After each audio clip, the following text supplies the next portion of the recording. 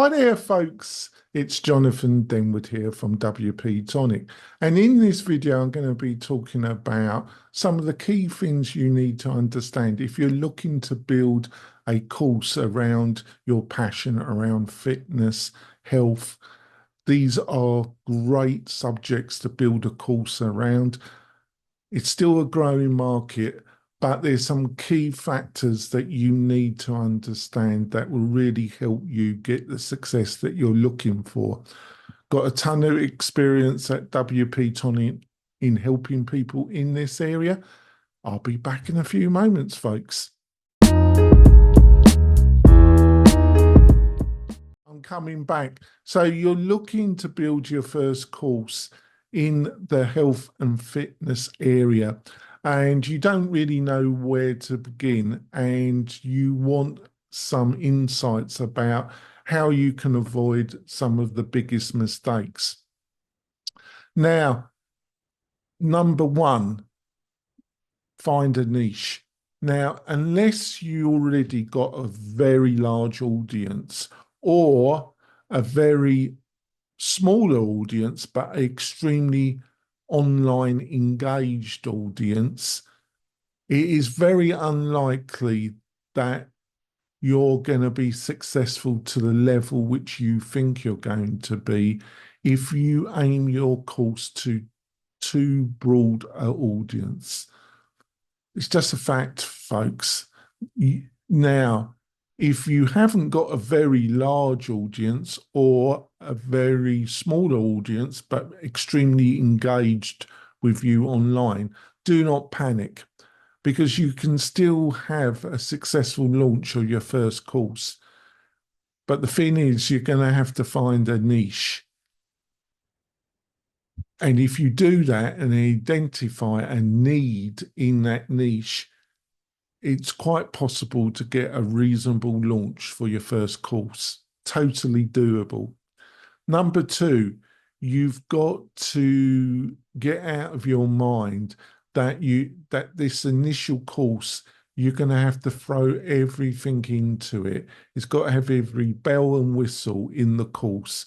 This is a very understandable fault to have, but it's also very corrosive. What you should be looking to do, and you can get this from the startup community, the bootstrap startup community, is what I call the minimum viable course, is that it is your initial course should be outcome focused, not content focused. It's the outcome that the student will get from the course that you should focus on.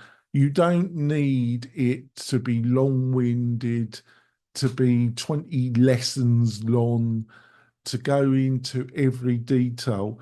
And being that this is your first course, I would strongly advise you that this is the wrong path to go down. Now, anybody doing their first course and building out their first website or adding a course to their website is going to change the structure of the course by the input of their first students. It's like building out any online website. You have to change things. What copy, what your core message that you thought was really effective. After you've spoken to some of your first students, you find that you really need to change the core message. It's the same with the course. So don't attempt to build out some massive initial course, especially if this is your first attempt at building out a course in the health and fitness area. Number three, aim at pre-selling, getting a landing page up, understanding your target audience and getting some pre-sales, even if you have to offer quite a discount or add extra value to get those people to pre-sell, is the best way to test your copy, test the assumption that there's a real need for this course. So I would strongly advise you to build out a landing page and try and get some traction to that landing page before you attempt to build the whole course out. Now, I'm not going to go any further than this because I don't want this video to be enormously long, but I have written an article that goes into all these subjects in a lot more detail. Plus, it goes in how you should build this on WordPress and what the best solutions for WordPress there are. You find the link to that article in the video description. You can also book a totally free chat with me if you go to the WP-Tonic website. You find all the links, like I say, on this in the description, in the video description underneath this video. If you found this video helpful, give us a thumbs up and subscribe to the channel. It really encourages me to make more of these videos. I'll see you soon, folks. Bye.